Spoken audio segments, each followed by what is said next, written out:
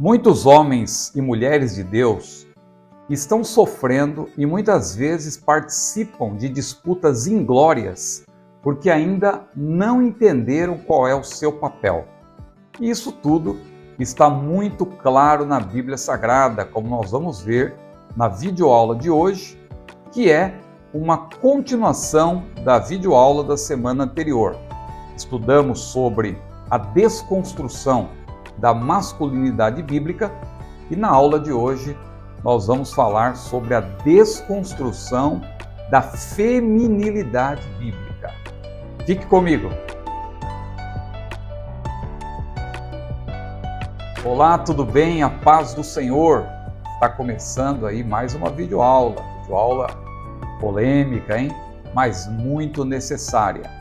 A desconstrução da feminilidade bíblica, que será estudada presencialmente, se Deus quiser, no dia 13 de agosto de 2023, é justamente a lição de número 7.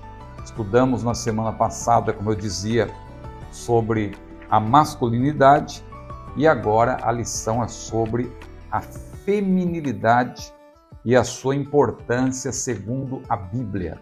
Deus estabeleceu todos os papéis. Se nós quisermos conhecer a vontade de Deus, que é boa, perfeita e agradável, como disse Paulo lá em Romanos capítulo 12, nós vamos ser felizes. Nós vamos realmente encontrar qual é o nosso papel e vamos cumpri-lo, a nossa missão, o nosso chamado, a nossa vocação. Muito bem, a lição de hoje, antes de lermos aqui o texto áureo, eu quero pedir que você, por gentileza, curta esse vídeo, compartilhe. Eu sou o pastor Ciro Sanches Ibordi e é uma alegria estar com você mais uma vez aqui em mais uma importante videoaula. O texto áureo, que está em Provérbios capítulo 31, versículo 30, nos diz o seguinte: enganosa é a graça e vaidade a formosura, mas a mulher que teme ao Senhor, essa será louvada. Aliás, a lição de hoje, ela tem a mulher virtuosa como modelo de mulher segundo o papel que Deus estabeleceu para todas as mulheres. Isso, claro, desperta a fúria de um movimento que hoje em dia tem grande influência sobre a sociedade, que é o movimento feminista.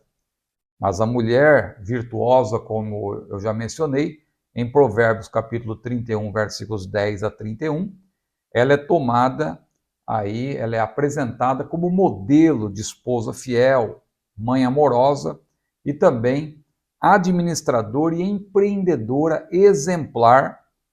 Isso tudo, claro, confronta aí esse conceito progressista da ideologia feminista, o qual, claro, sem dúvida nenhuma, visa a desconstruir a feminilidade bíblica. Mas é muito importante nós entendermos qual é o papel da mulher e do homem segundo a Bíblia. A verdade prática diz o seguinte: com base nesse texto bíblico de Provérbios 31, 10 a 31, a mulher foi criada para cooperar com o homem.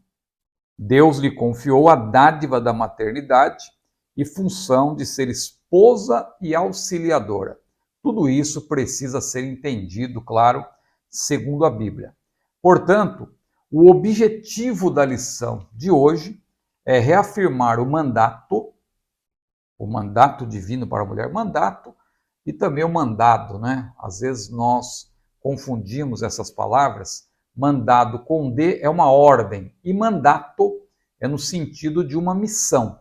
Então Deus, claro, deu o mandado, uma ordem para homem e mulher, mas eles também têm um mandato específico. Os seus papéis são bem diferentes um do outro, mas são complementares. Agora veja, a lição de hoje, por conseguinte, ela visa a reafirmar esse mandato divino para a mulher, como serva de Deus especialmente, porque a serva de Deus tem que andar segundo a palavra de Deus. Infelizmente, algumas irmãs estão sendo cooptadas pelo movimento feminista e nós precisamos fazer com que essas irmãs entendam qual é o seu papel segundo a Bíblia. Aqui não é o papel que eu acho, ou que alguém acha, ou que um irmão ou uma irmã acha, mas a nossa fonte primacial de autoridade, claro, é a Bíblia. Mas eu vou também recomendar alguns livros aí, porque alguém poderá dizer, você é homem, você não tem lugar de fala. Pois é, você vai ver que a minha argumentação, ela se baseia sobretudo na Bíblia, mas também em alguns livros de mulheres que eu vou aqui apresentar para você. Então, a lição de hoje, ela reafirma o mandato divino para a mulher, que deve se portar conforme a revelação das Escrituras. Afinal, a palavra de Deus, claramente, ela se contrapõe às investidas do ativismo feminista, que tem aí, repito, cooptado muitas irmãs, infelizmente. Eu quero então aqui recomendar, como eu falei, alguns livros. Alguém poderá dizer que eu não tenho lugar de fala para falar sobre o papel da mulher na sociedade, o papel da mulher na família, o papel da mulher no mundo, porque tudo isso está claro na palavra de Deus, mas para quem diz que eu não tenho lugar de fala, além de eu me basear na Bíblia, que para mim já seria o bastante, eu também quero recomendar aqui pelo menos 3 livros de autoras, mulheres, escritoras, que vão corroborar tudo aquilo que eu vou apresentar nessa aula. Que livros são esses? O primeiro livro que eu quero apresentar, aqui são de 2 mulheres. Esse livro é extraordinário. Ministério de Mulheres. Você não pode deixar de ler esse livro. Esse livro é da editora Fiel e é editado por 2 mulheres, Gloria Furman e Kathleen Nilsson. Veja, 2 mulheres. Claro que aqui você vai encontrar textos de várias outras mulheres. Este é um livro escrito completamente por mulheres. Eu fiquei maravilhado quando eu conheci esta obra. E o segundo capítulo, em particular, aqui ele é fundamental para o que nós vamos abordar. Deleitando-se na distinção. Que capítulo interessante é este? Eu recomendo essa obra, então, aqui de Gloria Furman e Kathleen Nilsson. São editoras, mas cada capítulo tem uma autora diferente. Então, aqui, com a palavra, as mulheres, para tratar desse assunto polêmico, mas muito necessário. Quero recomendar também mais um livro importante, Feminismo, Perversão e Subversão. É uma obra aqui da Vide Editorial e a autora, uma jovem estudiosa, historiadora e tem uma brilhante carreira, Ana Caroline Campagnolo, uma jovem que escreveu esse livro, uma excelente pesquisa. A meu ver, é o melhor livro que nós temos sobre o feminismo, desde as suas origens, o proto-feminismo, a primeira onda, a segunda onda, a terceira onda. Então, você que é mulher, eu recomendo, não deixe de adquirir este livro. Eu vou deixar aqui o link para você adquirir, tanto no comentário fixado, como também na descrição deste vídeo. Você sabe que eu sempre recomendo livros e coloco o link para você poder adquirir até com desconto pela Amazon ou em qualquer outro site. Outro livro que eu quero recomendar, da irmã Marisa Lobo, minha irmã e amiga Marisa Lobo, lá de Curitiba, é uma psicóloga e tem uma brilhante carreira também, Famílias em Perigo. Nesse livro, ela vai abordar mais detalhadamente o que se destaca nessa terceira onda do feminismo, que é justamente a ideologia de gênero. Então veja aqui, o que todos devem saber sobre a ideologia de gênero, Famílias em Perigo. Então esse livro também o livro de Ana Campagnolo, que também trata dessas questões, e Ministério de Mulheres. 3 obras extraordinárias que vão aí ajudar muito você que quer pesquisar sobre o assunto. Então, os meus argumentos para esta videoaula se baseiam sobretudo na Palavra de Deus, mas também nesses livros. Vamos então entrar no assunto da lição. O primeiro tópico é justamente a feminilidade bíblica. E o primeiro ponto, a criação divina da mulher. Eu já falei na aula anterior sobre as 3 etapas da criação. A criação, de maneira geral, ela tem 3 etapas, não somente a criação de tudo, de todo o universo, mas também a criação do ser humano. A criação do ser humano também envolveu 3 etapas. Isaías capítulo 43, versículo 7, nós lemos aqui na aula anterior, diz que Deus nos criou, nos formou e nos fez para a sua glória. Então, na lição anterior eu já destaquei isso, as 3 etapas, criação, formação e feitura. A criação propriamente dita, a partir do nada, depois a formação, que é dar forma ao que foi previamente criado, e a feitura, que é o acabamento. Mas eu quero ainda, nesta aula de hoje, dar destaque para a criação propriamente dita, que é chamada também de criação imediata, e a formação, que também é conhecida como criação mediata. Então, para você entender teologicamente até a distinção entre criação imediata e criação mediata, eu quero aqui acrescentar mais alguma coisa. Então, quando nós falamos de criação imediata, que é conhecida também pela expressão grega ex nihilo, e se você quiser entender bem os termos gregos e também latinos, ex nihilo, desculpa, é latim, né? Expressão latina ex nihilo.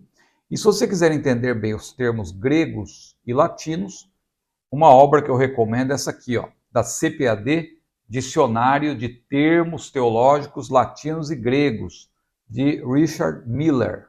É um lançamento recente da CPAD e você vai encontrar lá definições preciosas. Uma delas é sobre a expressão latina ex nihilo. Ex nihilo significa exatamente a partir do nada. Então, quando nós falamos de uma criação imediata, significa que Deus criou o ser humano pela sua própria palavra. A partir do nada, ele trouxe a existência usando o poder da sua palavra. É o que está lá em Gênesis capítulo 1, versículo 27. Nós lemos na semana passada, diz: assim Deus criou o ser humano à sua imagem, a imagem de Deus o criou, homem e mulher os criou, diz a nova versão atualizada de Almeida. Macho e fêmea os criou, aqui diz homem e mulher os criou. Então, você percebe que nessa criação imediata, por que chama imediata? Porque é ex nihilo, a partir do nada, ou seja, não tem nada no meio entre o Criador e a criatura. Deus não precisou usar nenhum material existente para criar. Ele já, pela sua própria palavra, do nada, ele cria o ser humano. Então, nessa criação original de Deus, já estão estabelecidos ali homem, que haveria homem e mulher. O ser humano seria formado por esses 2 gêneros, homem e mulher, os únicos 2 gêneros que Deus estabeleceu, homem e mulher. Os termos homem e mulher, então, precisam ser entendidos muito bem nesta conjuntura, porque tem implicações muito amplas, como o próprio Senhor Jesus demonstra lá em Marcos capítulo 10, versículos 6 a 9. O que Jesus disse lá em Marcos capítulo 10, versículos 6 a 9? Ele disse: desde o princípio da criação, Deus os fez macho e fêmea. Olha como Jesus, ele vai lá para o princípio, para mostrar que o que Deus fez não pode ser dissolvido pelo homem. O que ajuntou Deus não separa o homem. A criação de Deus, a maneira que como ele estabeleceu os papéis para homem e mulher, isso não pode ser desfeito por nós. Então veja, desde o princípio da criação, Deus os fez macho e fêmea. Por isso, deixará o homem a seu pai e a sua mãe e unir-se-á à sua mulher. E serão os dois uma só carne. E assim, já não serão dois, mas uma só carne. Portanto, o que Deus ajuntou, não o separe o homem. Então, note que nessa criação imediata, em que nenhum dos dois foi criado primeiro, é importante você entender isso. Deus não criou o homem primeiro do que a mulher. Isso aí se dá na formação ou na criação imediata, que eu vou explicar melhor daqui a pouco. Mas na criação imediata, Deus já definiu o ser humano por sexo. Isso está claro. E esta diferenciação visa ao complemento mútuo na união conjugal e ao desempenho dos papéis divinamente designados. Então, quando você lê homem e mulher, ou macho e fêmea, não é por acaso. Ali, Deus já distinguiu a humanidade em dois gêneros ou dois sexos, macho e fêmea. Agora, eu quero explicar melhor a criação mediata, para você entender, então, criação imediata, porque não tem nada no meio entre o Criador e a criatura.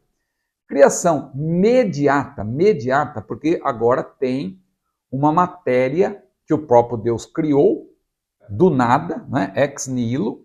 Deus criou do nada essa matéria, só que agora existe a matéria, a massa, vamos dizer assim, para o próprio Criador moldar.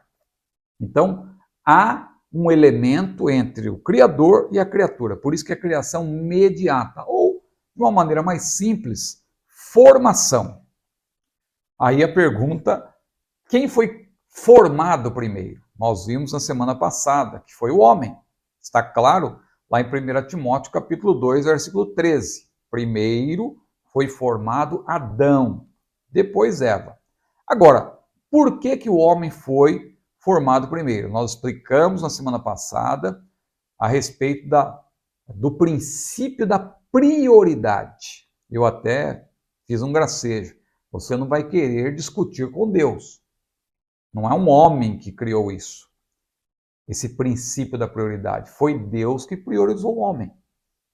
Deus formou primeiro o homem. Deus escolheu o homem para ser a cabeça da mulher. É aí que está o princípio da prioridade.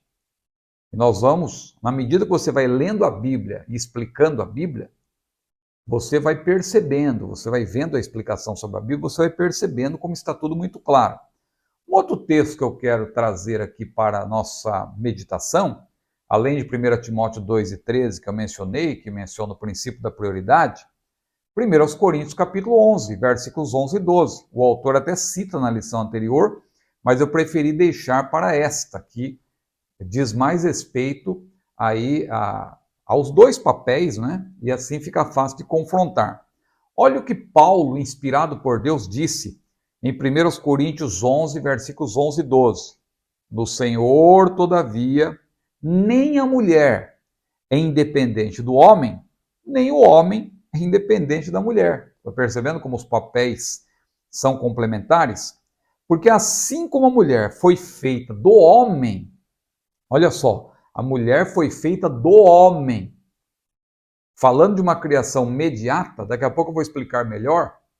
Veja, o homem foi criado a partir do nada e depois formado a partir da matéria que o próprio Deus criou, o pó da terra. No caso da mulher, qual foi a matéria, qual foi a massa que Deus utilizou? O próprio homem. Deus tomou do próprio homem para formar a mulher, mostrando aí a prioridade de Deus. O homem foi formado primeiro e depois a mulher foi formada, não do pó da terra diretamente, ela foi formada do próprio homem. Deus tirou uma das costelas de Adão e a partir dessa matéria, Deus formou e fez a mulher. Agora, olha como Paulo, inspirado por Deus, ele é claro. Assim como a mulher foi feita do homem, 1 Coríntios 11, 11 e 12 eu estou lendo. Assim também o homem nasce da mulher e tudo vem de Deus. Você está vendo como o homem não pode se sentir superior? Porque ele nasce da mulher. Como que ele vai querer se sentir superior à mulher se a própria mulher é que faz com que o homem venha ao mundo? É através da madre, através da mulher que o homem nasce. Só que antes de tudo isso, Deus formou a mulher a partir do homem. A mulher também não pode se considerar superior pelo fato de ela dar a luz ao homem. Na verdade, tudo vem de Deus. Aí você vai começar a entender os papéis. Falando do verbo formar, em específico, é importante nós entendermos esse verbo formar, que diz que primeiro foi formado o homem. 1 Timóteo 2:13. E aí está o princípio da prioridade. É importante você entender esse verbo formar, não somente no grego, mas também no hebraico. No grego, aliás, a expressão ali, primeiro foi formado o homem, ou primeiro foi formado Adão, é Adão, Gar, Protos e Plast. No grego é isso. Adão, Gar, Protos e Plast. Em outras palavras, primeiro foi formado o homem. Agora, em eplaste, que significa foi formado, o verbo grego aí é plasso, plasso. Plasso diz respeito justamente a moldar, dar forma a uma massa. É aí que está a distinção entre a criação imediata e criação mediata. Na criação imediata, macho e fêmea os criou. Ninguém foi criado primeiro. Na criação original de Deus, homem e mulher, porque Deus não foi apanhado de maneira desprevenida.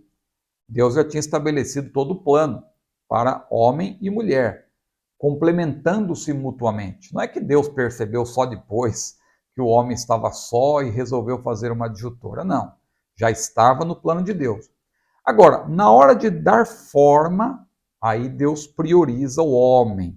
Então veja que esse verbo no grego, plasso, é justamente moldar, é dar forma a uma massa que já estava previamente criada pelo próprio Criador, uma massa que já existia.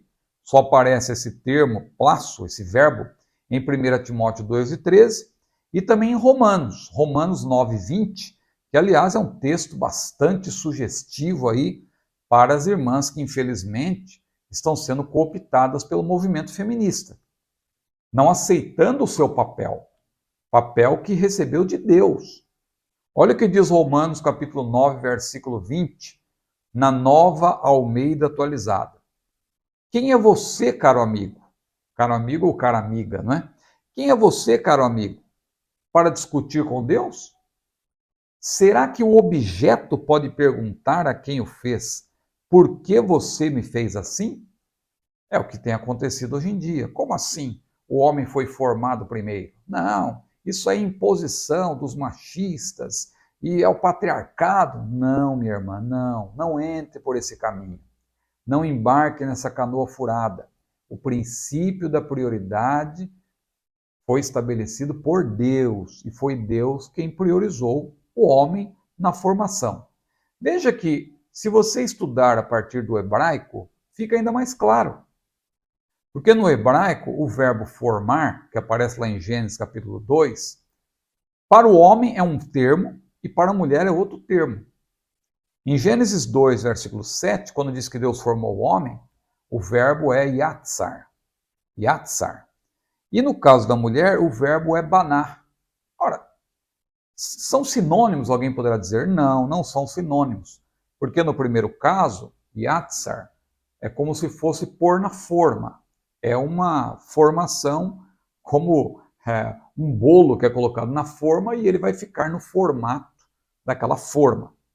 A forma de Deus para o homem ali foi estabelecida. O homem foi formado a partir ali da próprio Deus. Ele quem moldou a massa, mas nesse caso do homem, significa pôr na forma, literalmente. No caso da mulher, o verbo banar significa construir ou formar de maneira meticulosa, formar aos poucos. Veja como é importante você entender esta criação mediata ou a formação do homem a partir do que Deus havia estabelecido previamente pela sua palavra. A formação. Deus formou, diz a Bíblia, Adão do pó da terra, pôs na forma, como eu falei. Depois ele formou Eva, a partir do quê? Do pó da terra? Não, a partir do próprio homem. Veja como a matéria é diferente. O homem é formado a partir do próprio pó da terra. A mulher é formada a partir do homem, só que ela é formada aos poucos, meticulosamente. É interessante, eu gosto de comparar a língua portuguesa com outros idiomas também. Eu gosto de ler a Bíblia em alguns idiomas. Um deles, claro, é o inglês. E é interessante que esse versículo, Gênesis 2 e 22, no inglês, na versão NASB, New American Standard Bible, que é a minha versão preferida, que eu gosto mais de ler nela, olha o que diz, Gênesis 2, 22. The Lord God fashioned into a woman the rib which he had taken from the man, and brought her to the man. Olha um verbo que aparece aqui interessante, que é o verbo fashion. Você ouve falar muito de fashion, relacionado com a moda. E aqui o verbo fashion aparece. Diz que Deus, ao formar a mulher, aqui no inglês, Deus, na verdade, fez a mulher, Deus formou a mulher de modo especial, de um modo particular, de um modo fashion, né?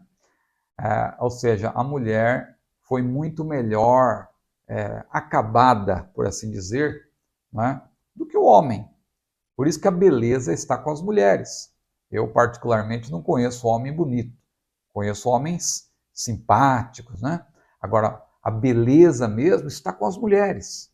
As mulheres foram formadas de maneira meticulosa. Agora, o fato de o homem ter sido formado primeiro e a mulher ter sido formada a partir do homem, ou seja, a matéria que Deus usou não foi o pó da terra diretamente, mas o subproduto do pó da terra, que já era o homem, criado pelo próprio Deus, criado e formado pelo próprio Deus. A despeito de tudo isso, o homem não é mais importante ou mais abençoado que a mulher. Mas, claro, o homem tem uma prioridade temporal e relacional, como nós lemos em 1 Timóteo capítulo 2, versículo 13.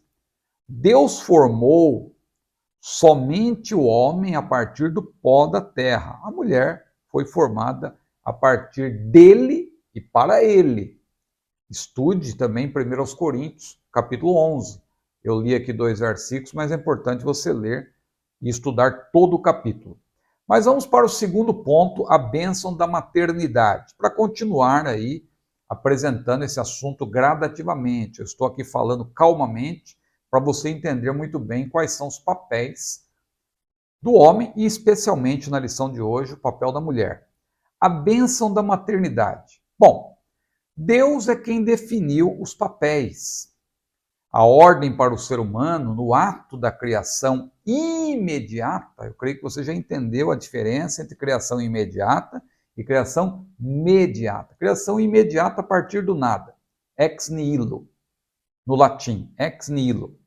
Então veja, a ordem para o ser humano no ato dessa criação ex nihilo, a criação imediata, a criação a partir do nada, quando abençoou homem e mulher sem distinção, ali Deus não tinha ainda explicado claramente quais seriam os papéis de cada um, mas ali Deus abençoando homem e mulher, ele já apresentou ordens gerais para a humanidade. Isso aqui vale tanto para o homem quanto para a mulher. Isso aqui é compartilhado.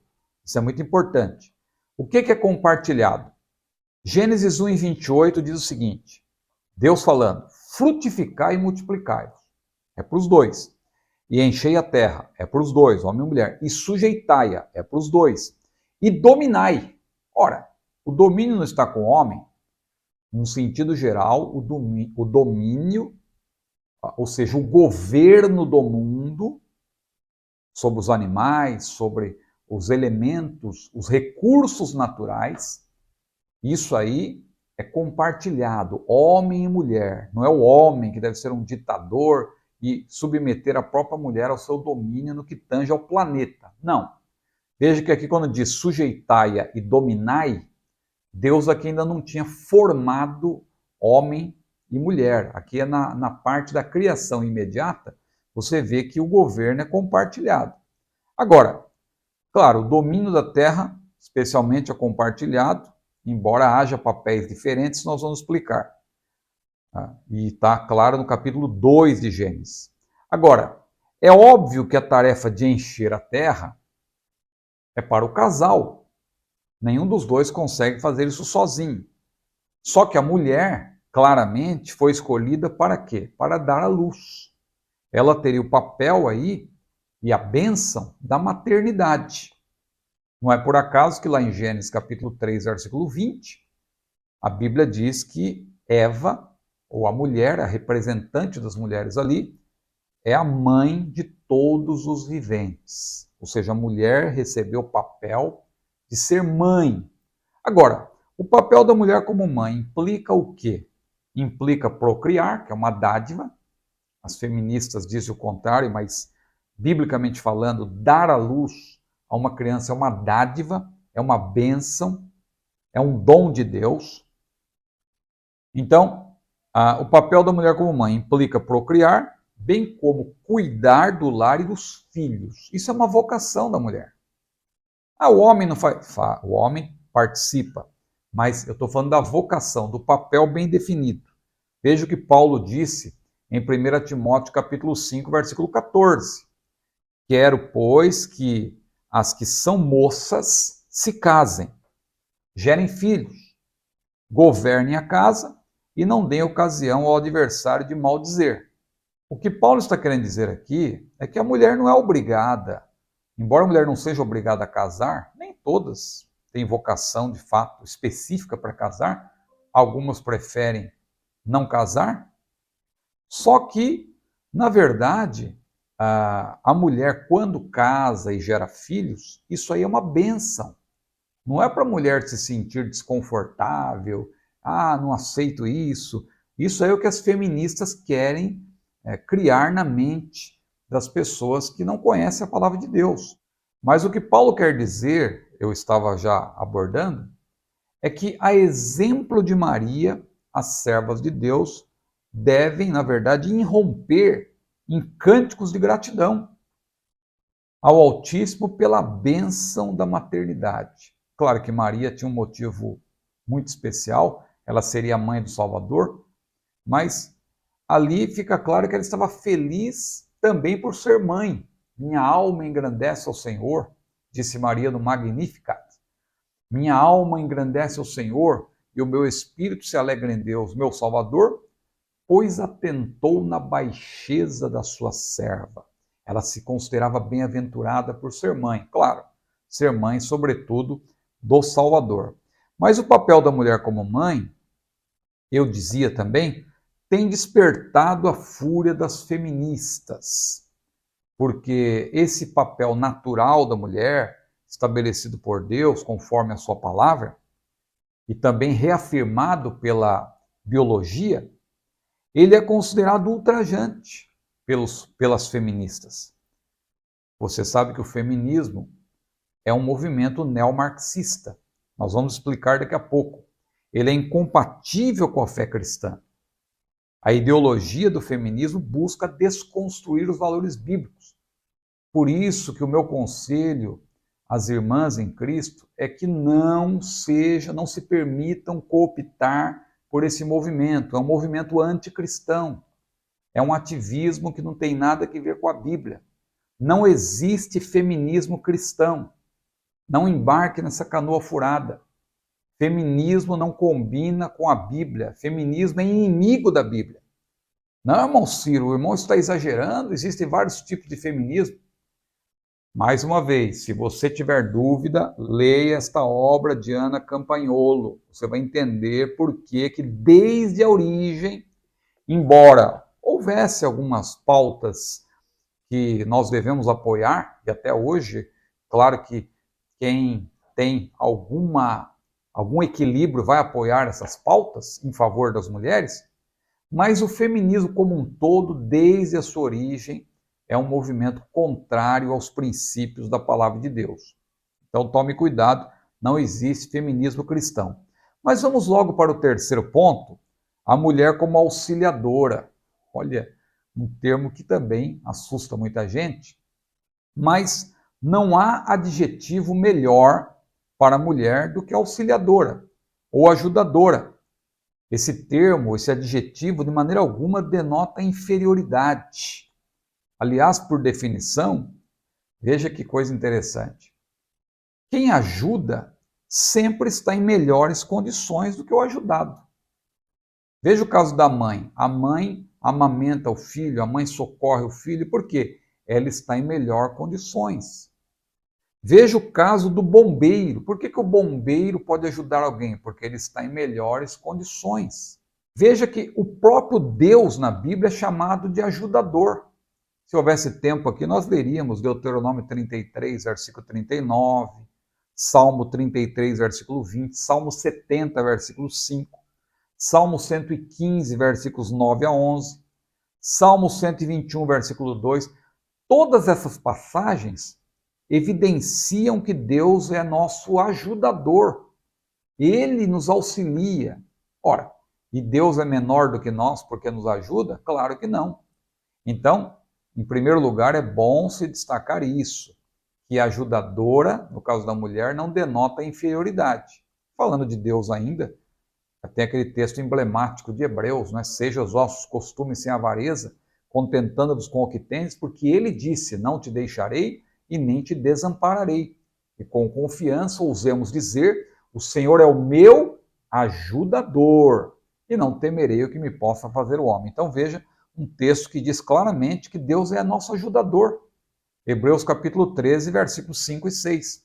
Então, quando você fala de uma mulher ajudadora, quando a Bíblia, não é, apresenta a mulher como auxiliadora, como ajudadora, e em hipótese alguma, a mulher deve entender isso como condição inferior ao homem. Ah, eu sou uma mera ajudante. Não, troca esse nome, não é ajudante, é ajudadora. Ajudante, às vezes, dá ideia realmente de uma pessoa que está trabalhando ali, fazendo um papel não muito digno, alguém julga, não é? Mas não existe trabalho indigno, aliás. Né? Agora, no caso da mulher, ela tem uma posição de destaque. O papel da mulher não é um papel inferior ao do homem. Ambos os papéis são complementares, eles se complementam mutuamente. Homem e mulher se completam.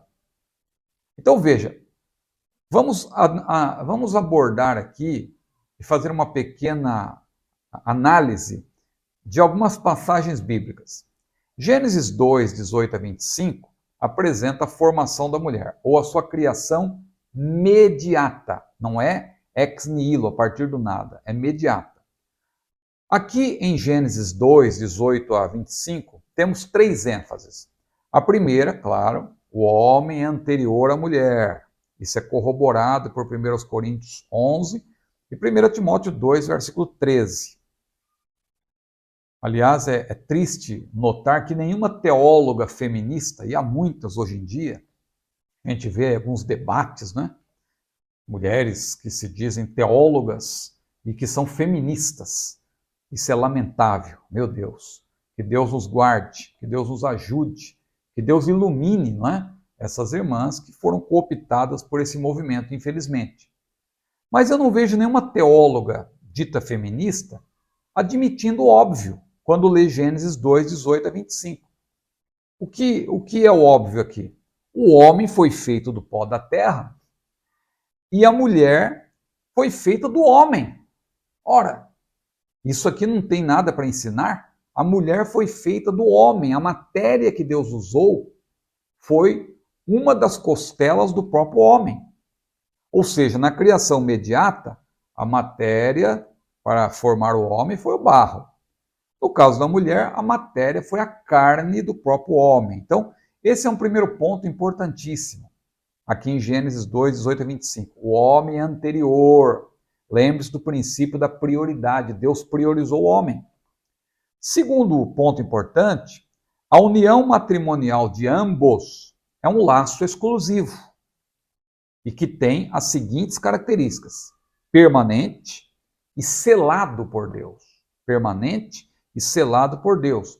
Ele mesmo, o Senhor, Deus, como pai da noiva, leva essa noiva, a mulher, ao homem. Olha como tudo foi estabelecido por Deus. Deus forma a mulher a partir do homem, mas depois leva a mulher para o próprio homem. Como que o pai da noiva apresentando-a ao noivo. E um terceiro ponto importante, homem e mulher claramente são complementares. Ou seja, a mulher é apresentada como uma auxiliadora adequada ao homem, uma adjutora ou uma ajudadora correspondente a ele. Ou seja, a Bíblia diz que ele seja idônea. Eva, portanto, é da mesma substância essencial de Adão, mas é um ser inteiramente novo. Embora ela tenha sido formada a partir de Adão, ela é um outro ser completamente novo. Ou seja, nós não somos apenas pessoas. Nós, na verdade, somos pessoas masculinas e femininas, feitas para a sociedade humana, construída por meio de relacionamentos com pessoas de ambos os sexos. É isso que Deus estabeleceu. Isso está claro em Gênesis capítulo 2, quando a Bíblia menciona a formação da mulher. Agora, aqui vem um texto que eu quero também abordar, que eu considero bem complicado e muita gente parece que não tem sabido explicar essa passagem dentro do contexto, o contexto imediato e toda a analogia da Bíblia, que é Gálatas capítulo 3, versículo 28. O que a Bíblia diz em em Gálatas, capítulo 3, versículo 28? Não há judeu nem grego, não há servo nem livre, não há macho nem fêmea, porque todos vós sois um em Cristo Jesus.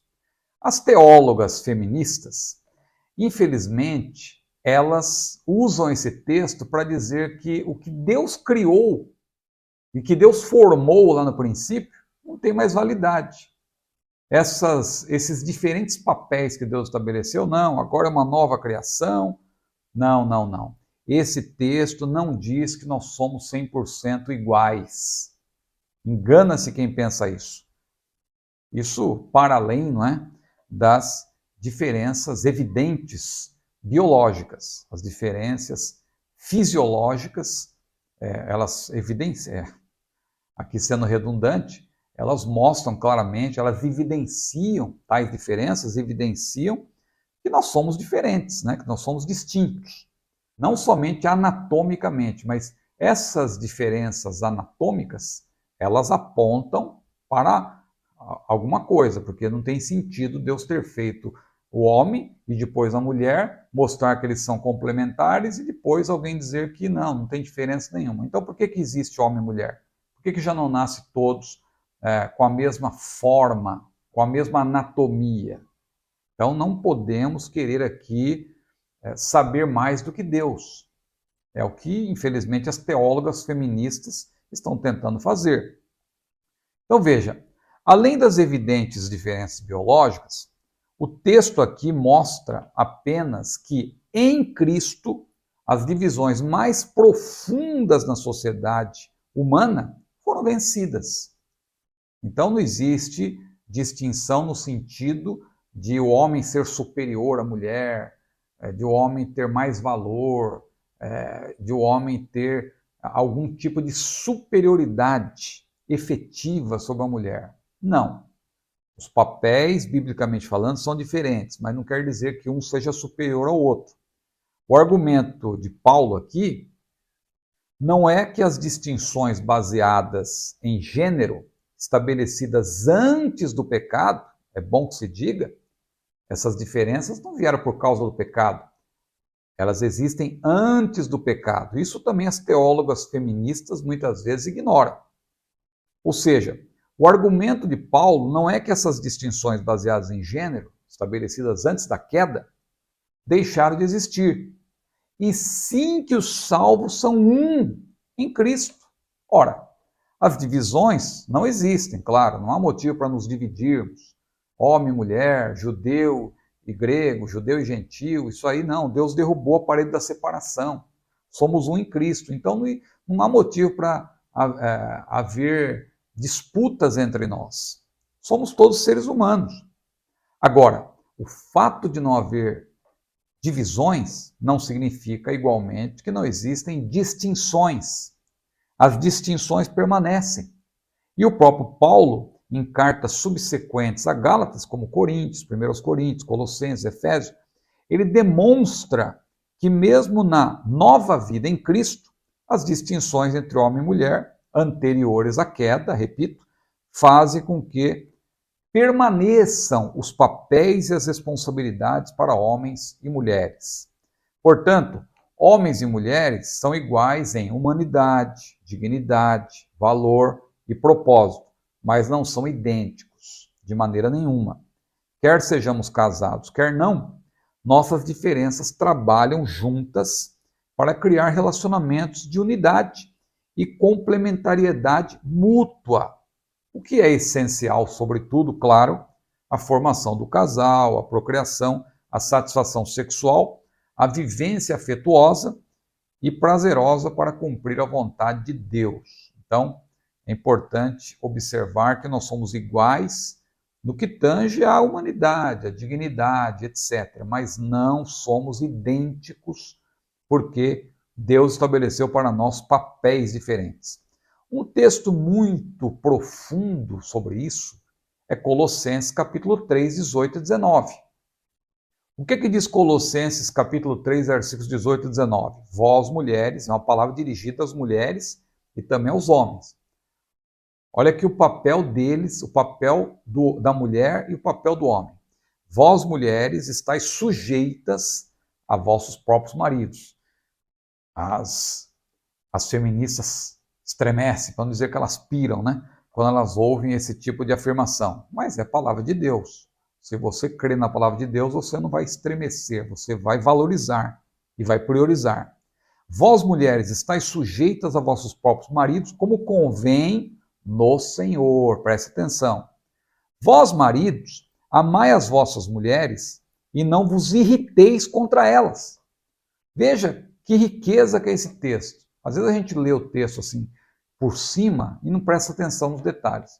Olha quanta coisa que esse texto ensina. Se eu fosse pregar só sobre esse texto, olha quanta coisa que eu poderia falar. Primeiro, esposas e maridos são tratados aqui diretamente como agentes morais iguais, individualmente responsáveis pela forma como se relacionam com o seu cônjuge. Então, homens e mulheres são agentes morais iguais, mas têm responsabilidades individuais.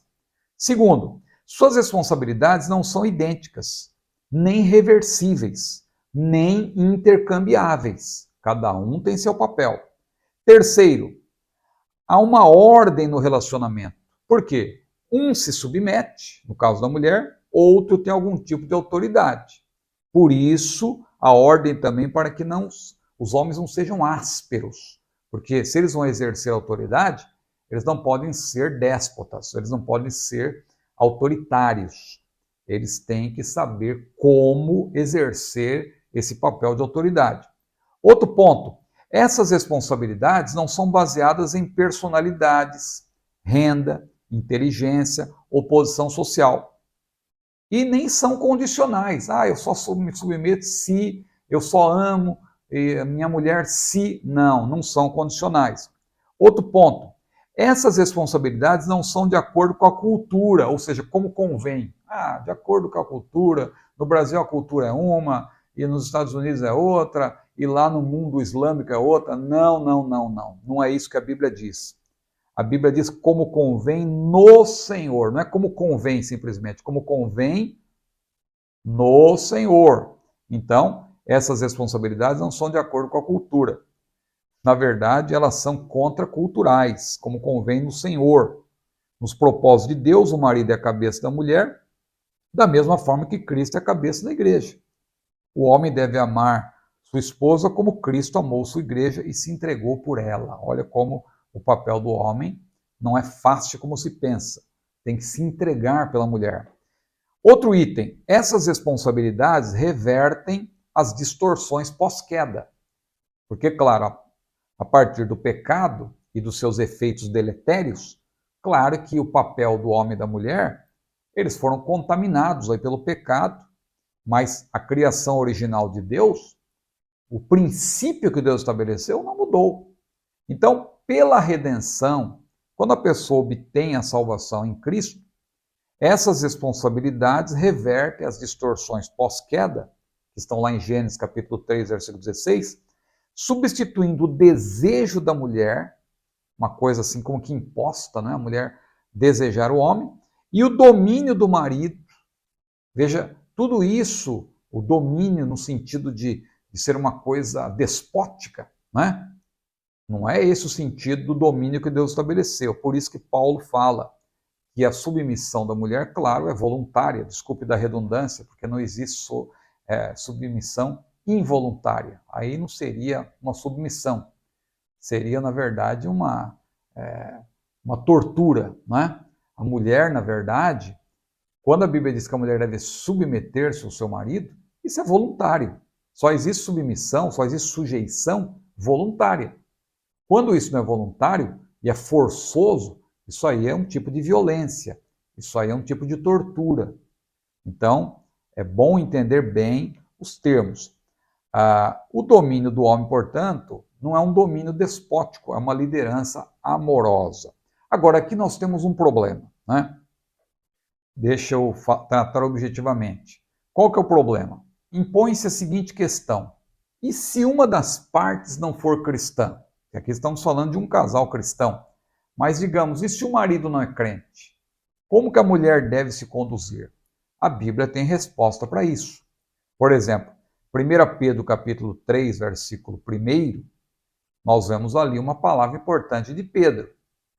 No primeiro século, nós sabemos, era o marido quem definia a agenda religiosa de sua casa. E a esposa normalmente aceitava a sua religião. Então, se o marido era de uma determinada religião contrária à fé cristã e a mulher fosse cristã, em tese, ela deveria acompanhar o seu marido, ela não tinha opção. Agora, o que Pedro orienta? Pedro diz que as mulheres cristãs, a despeito disso que eu falei, devem continuar se submetendo aos seus maridos, mas, olha aqui que importante, não de modo que desobedeçam a Cristo, na esperança de que seus maridos possam ser salvos. Olha o que disse Pedro: vós mulheres, sede sujeitas a vossos próprios maridos, para que também, se alguns não obedecem à palavra, pelo porte de suas mulheres sejam ganhos sem palavra.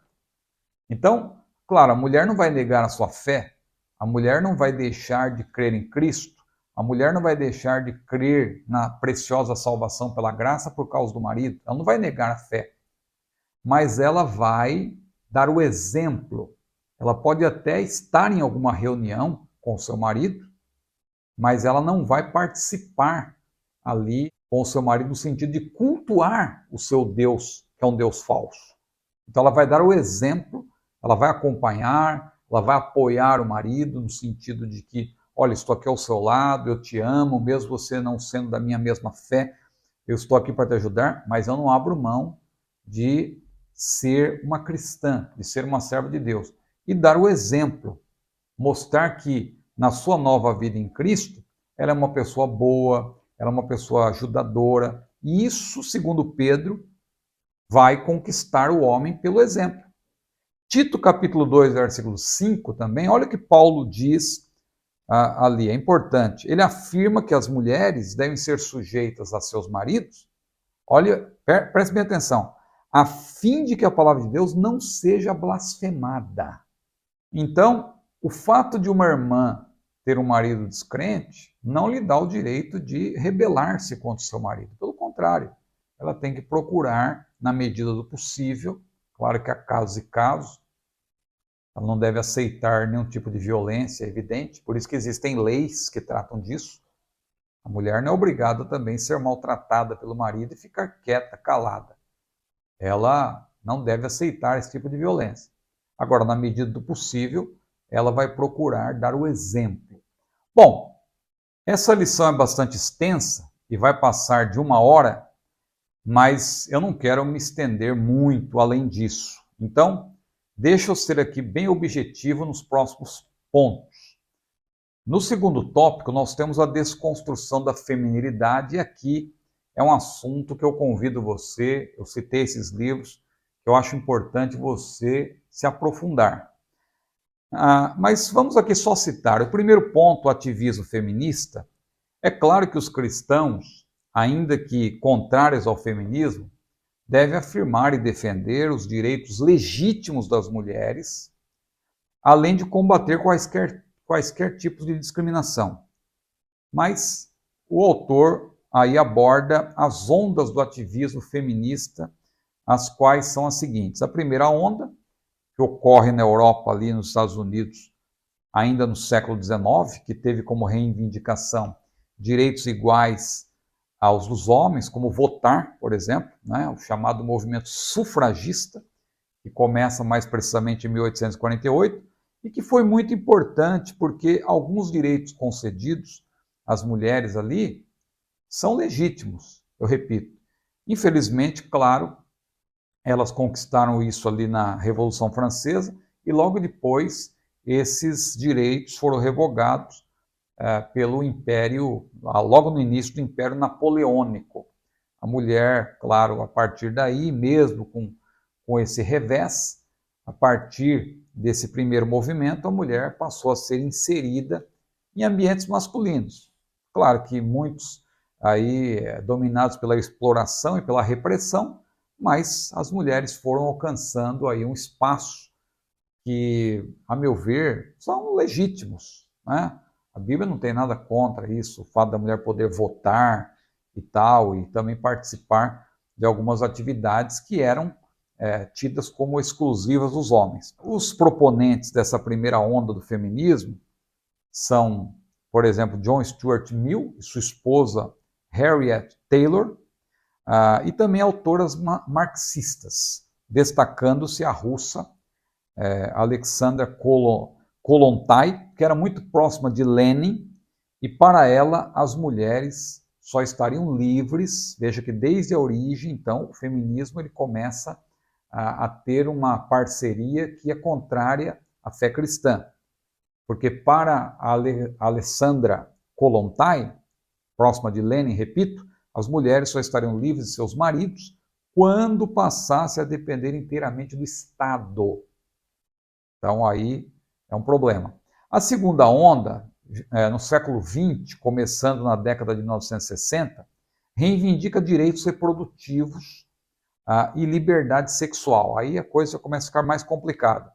Começou pedindo direitos políticos e melhores condições sociais, mas terminou gritando aí por pílulas anticoncepcionais, inclusive abortivas, e liberação sexual.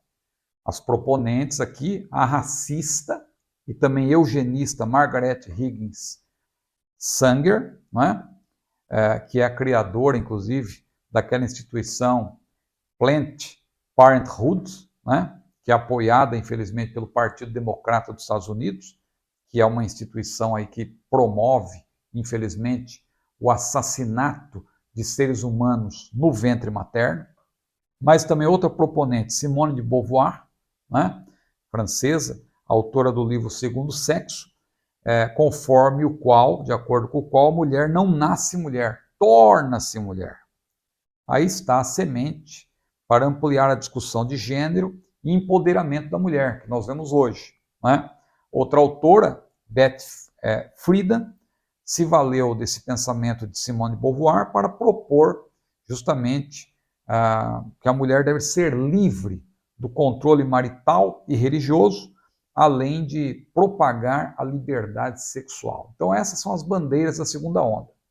Agora, o feminismo fica pior mesmo na terceira onda, que perdura ainda pelos dias de hoje, até os dias de hoje, que surge ainda no fim da década do século XX, a partir da década de 1990, extrapola os interesses da mulher ocidental e tem como marca principal a desconstrução das identidades pela ideologia de gênero.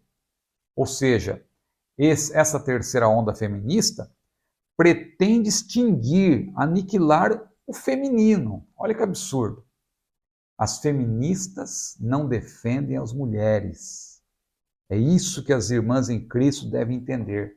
Fica evidente, então, o ódio do feminismo contra o cristianismo.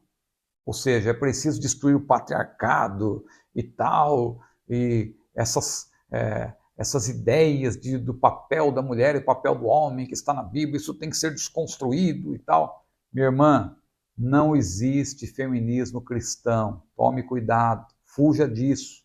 Não embarque nessa canoa furada.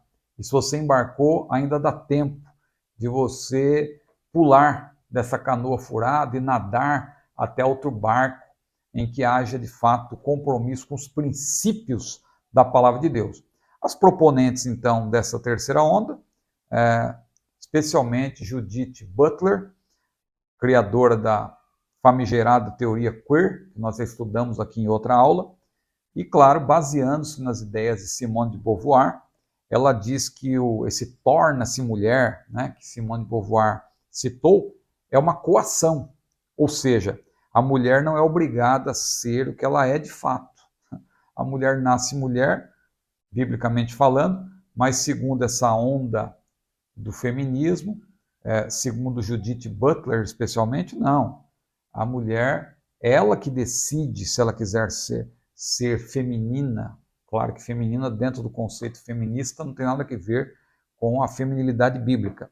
Sucede daí então o argumento da descontinuidade total entre sexo e gênero. Veja, mudaram, diz a Bíblia, né? Mudaram o uso natural. Nós estudamos sobre isso. Então, essa terceira onda feminista distingue sexo de gênero. O sexo não tem nada a ver com gênero, mas Deus criou, nós vimos aqui apenas dois gêneros, homem e mulher. O segundo ponto, a liberdade sexual, entre aspas. O autor destaca que em 2011 criou-se o slogan Meu Corpo, Minhas Regras, na Universidade de Toronto, Canadá. Isso abre, claro, precedentes perigosos, pois o trem deve correr no trilho. O trem corre à vontade, mas tem que correr no trilho. Agora, se não tem o trilho estabelecido, como que isso vai suceder? Né? Então, é o perigo aí do movimento Meu Corpo, Minhas Regras, né? Porque nessa esteira, temas como prostituição, sadomasoquismo, bestialismo, assassinato de seres humanos não nascidos, desconstrução da família, etc., acabam sendo radicalizados aí pelo movimento feminista, pelo ativismo feminista, e isso aí é contrário à palavra de Deus.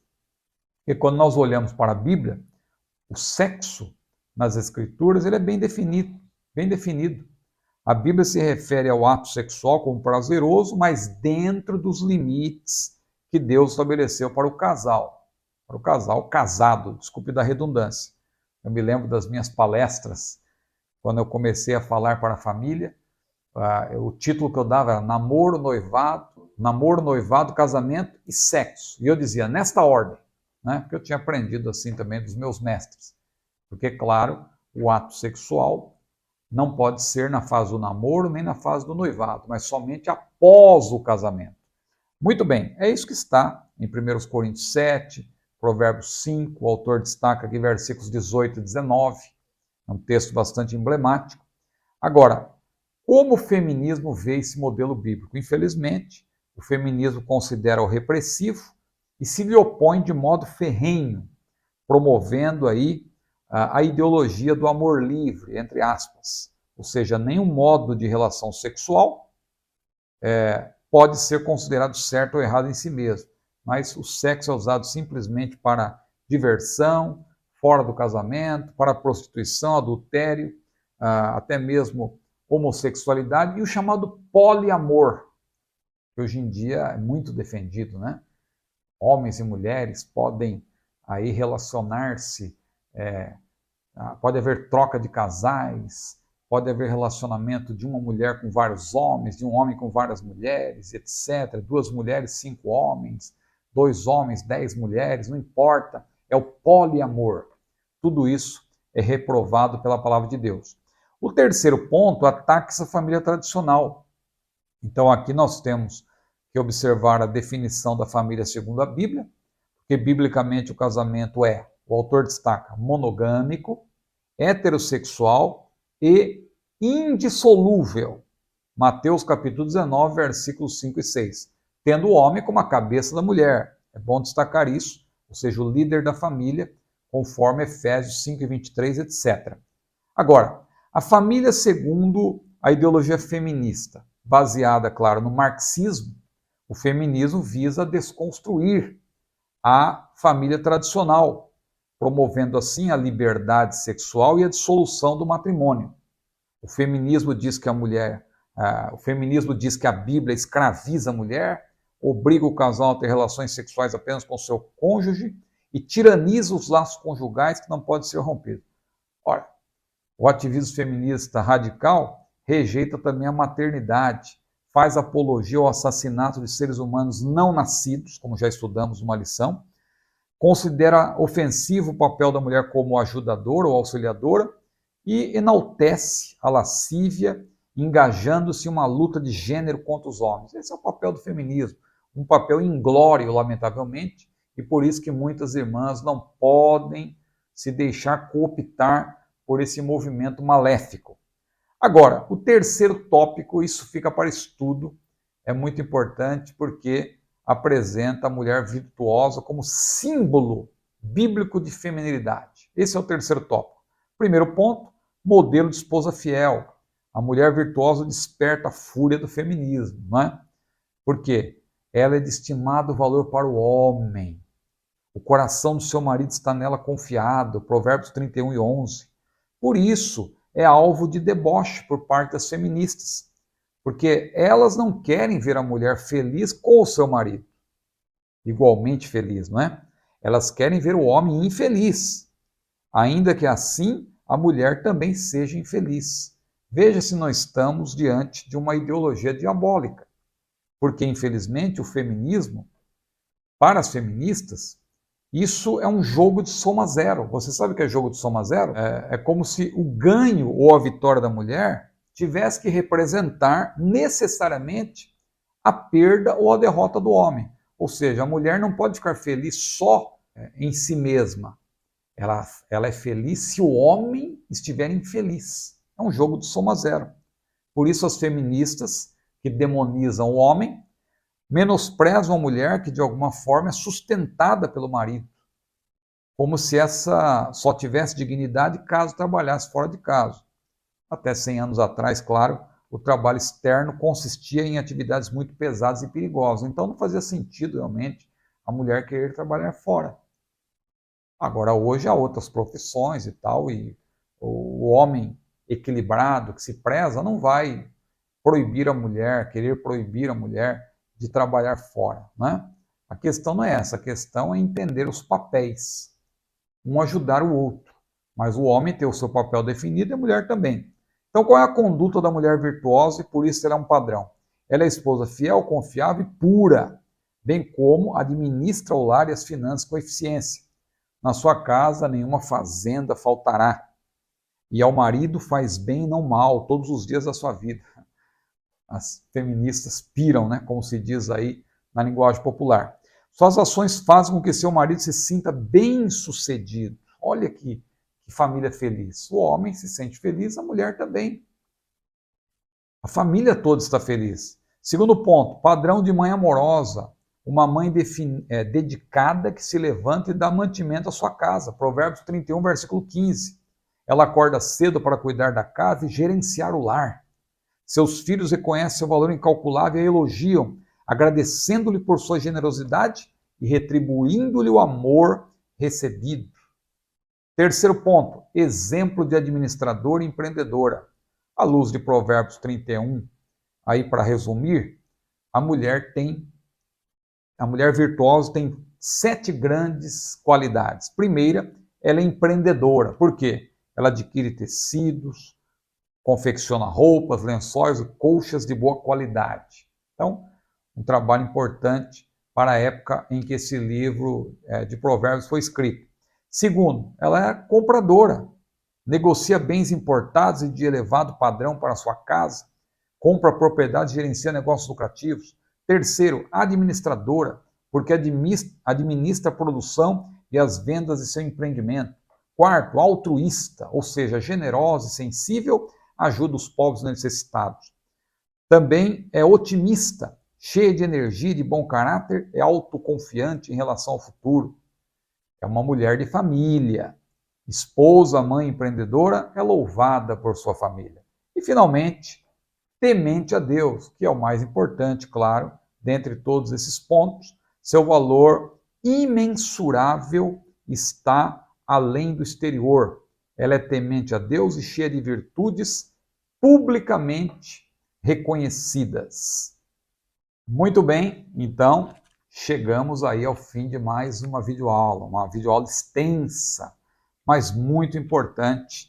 Que Deus possa abençoar a sua vida. E o autor conclui então essa lição 7ª, a desconstrução da feminilidade bíblica, da seguinte maneira. Veja aí, a conclusão. A Bíblia revela que homens e mulheres se complementam. Gênesis 2, 24. Dessa forma, marido e esposa são iguais como pessoas, mas diferentes nas funções divinamente estabelecidas. Dentre outros papéis, Deus confiou às mulheres a dádiva da maternidade e a tarefa de ser auxiliadora. Essas características enobrecem e não estigmatizam as mulheres. Contudo, a desconstrução da feminilidade as coloca em rota de colisão com a vontade divina. Por isso, a mulher cristã é instruída a honrar a sua feminilidade e assim glorificar a Deus em sua soberania. Amém? Que Deus abençoe a sua vida. Olha, quero deixar aqui um convite para você. Em 2025, se Deus quiser, nós vamos, juntamente com a editora Chamada, para Israel. Se você pretende fazer essa viagem comigo, é só você assistir ao vídeo que eu publiquei essa semana aqui no meu canal sobre a viagem para Israel. E lá é só você, assistindo o vídeo, claro, enviar um e-mail. Se você não quiser assistir o vídeo agora, mas já envie um e-mail para viagem@chamada.com.br, coloque lá no assunto Viagem com Ciro Zibord e também o seu nome e o seu telefone para receber informações sobre essa importante viagem, tá certo?